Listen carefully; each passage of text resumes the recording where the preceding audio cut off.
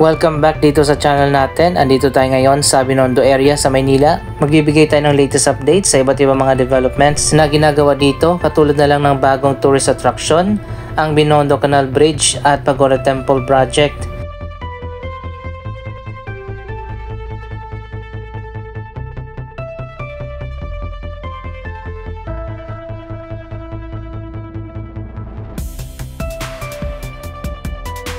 Dito pala tayo dumaan sa Binondo Intramuros Bridge. May mga napansin din ako mga bagong proyekto na tinatayo dito sa may Pasig River. Mamaya ipapakita ko sa inyo.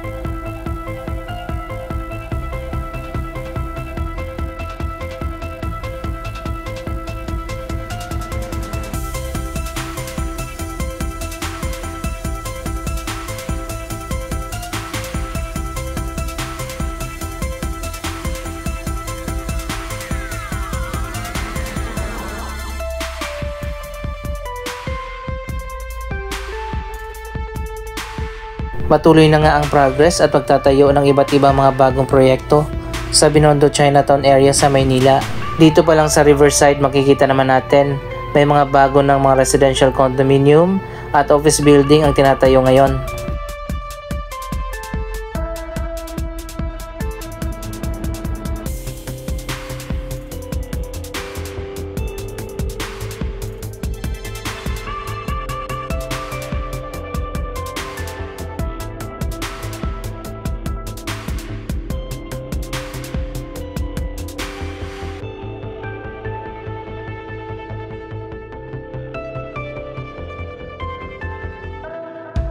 Hindi lang dito sa may Riverside, marami pa mga proyekto na tinatayo ngayon dito sa may Binondo area.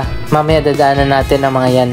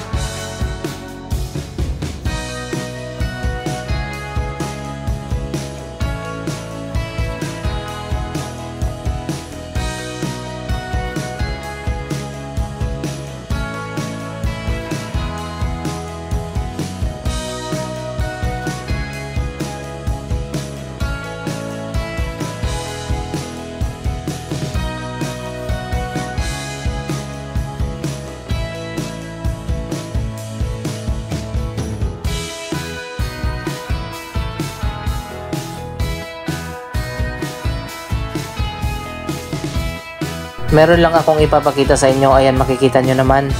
Napakarami ng basura dito sa taas ng Binondo Intramuros Bridge. Ano nang nangyari dito sa bagong tulay na ito? Bakit ang daming basura? Wala bang nagbabantay dito o naglilinis? Ang daming kalat. Ito talaga yung sakit ng mga Pilipino. Kapag mayroong mga bagong public infrastructures, dinudumihan at tinatapunan ng mga basura. Pati doon sa kabilang side, doon napakarami din.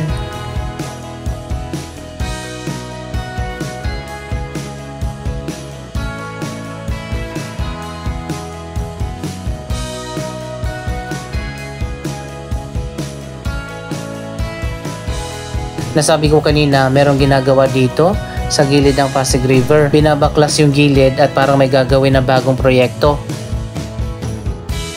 Nadaanan ko pala kanina bago tayo makyat dito sa tulay.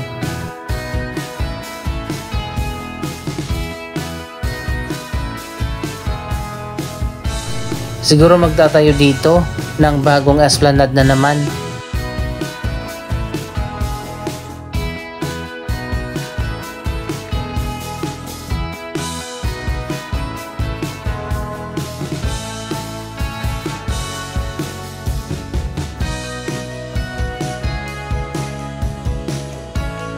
Anyway, sana mapanatili na malinis at maayos ang Binondo Intramuros Bridge, lalo na at naging tourist attraction na ang tulay na ito at maraming pumupunta na mga turista, local man o foreigners.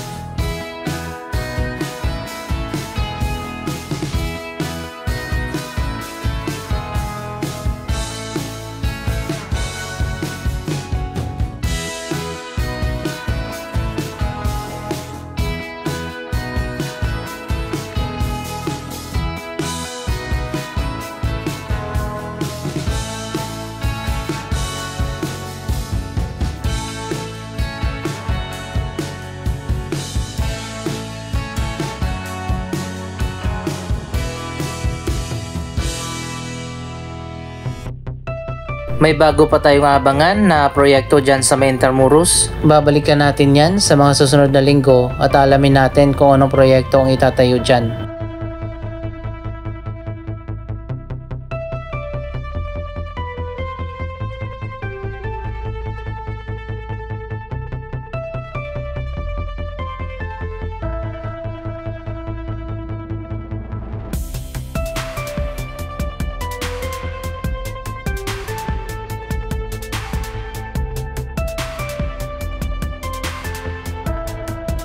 Patuloy din ang ginagawang restoration sa mga luma na colonial buildings dito sa may Escolta sa Maynila. Pero meron pang ibang historical buildings na kailangan din ng restoration. Mula dito makikita naman natin naghalo na ang mga luma at mga bago na buildings dito sa Binondo. Sana sumabay din sa pagbabago ang mga historical buildings natin.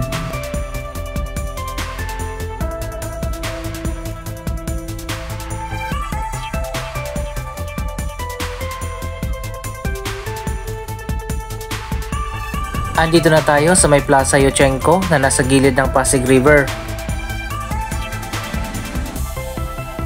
Ilang taon na nakaraan na nagkaroon dito ng major renovation. At eto na nga makikita naman natin ang bagong Riverside Park.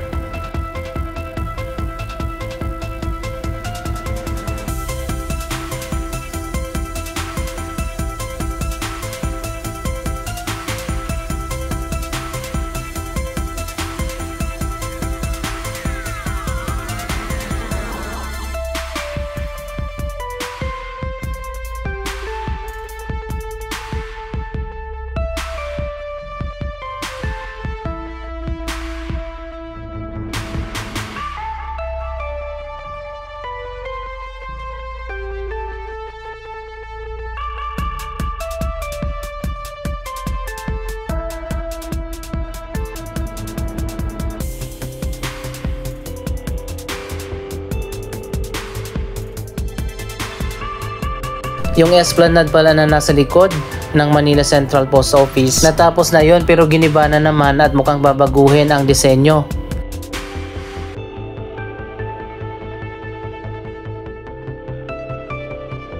So ayun guys, ongoing na naman ang construction dito sa Esplanade na nasa likod ng Post Office. Abangan natin kung ano magiging itsura ng bagong Esplanade.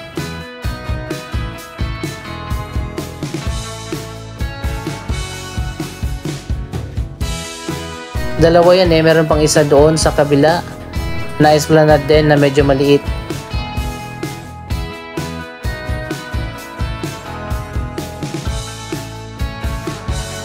Mukhang mag-iiba ng purpose kaya binago ang design ng mga Esplanade.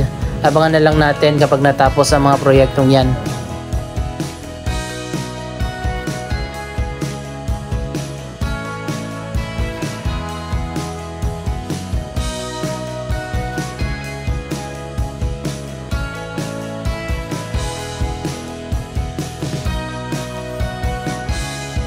Ganito ang itsura ng mga lumang buildings kapag natapos na ang restoration.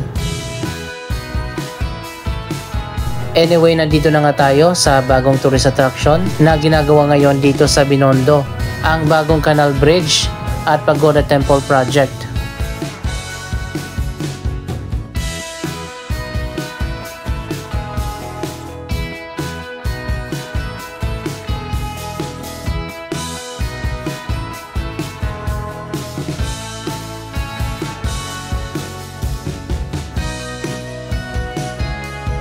So ayan guys, makikita nyo naman ongoing na nga ang paglalagay ng design sa gilid ng estero.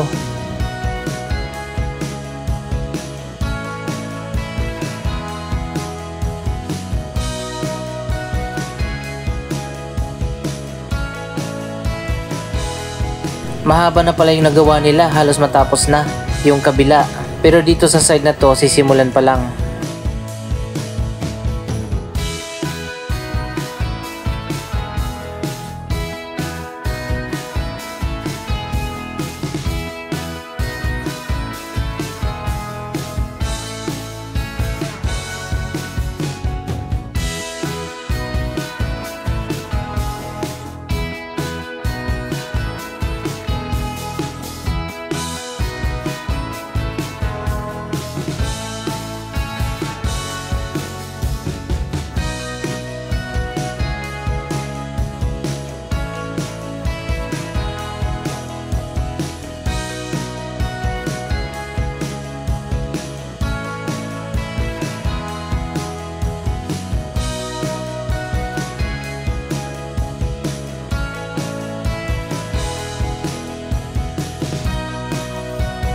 Dito naman sa gitna ng estero, yung canal bridge.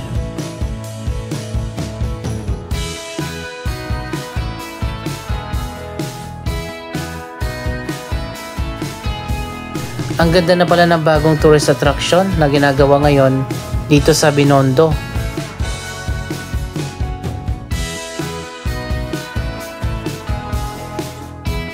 Dito naman sa kabila, supposed to be itatayo ang Pagoda Temple. Ayon yan sa mga design na nakita natin online.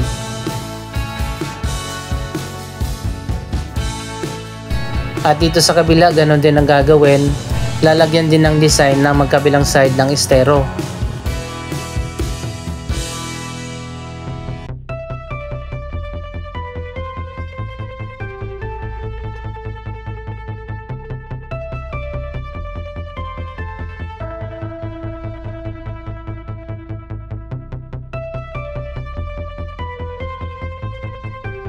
Wow, tingnan nyo naman, ang ganda na pala dito.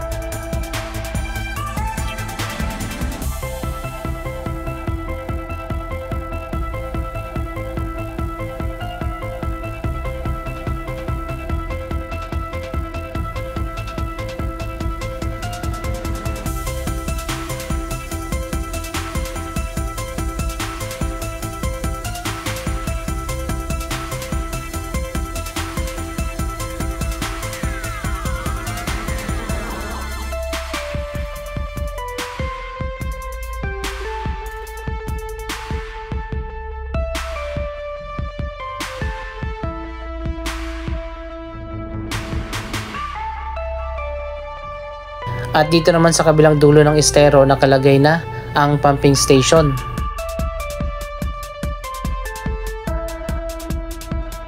Anong masasabi nyo sa bagong atraksyon na ito? Mag-comment lamang dyan sa baba ng inyong mga reaksyon.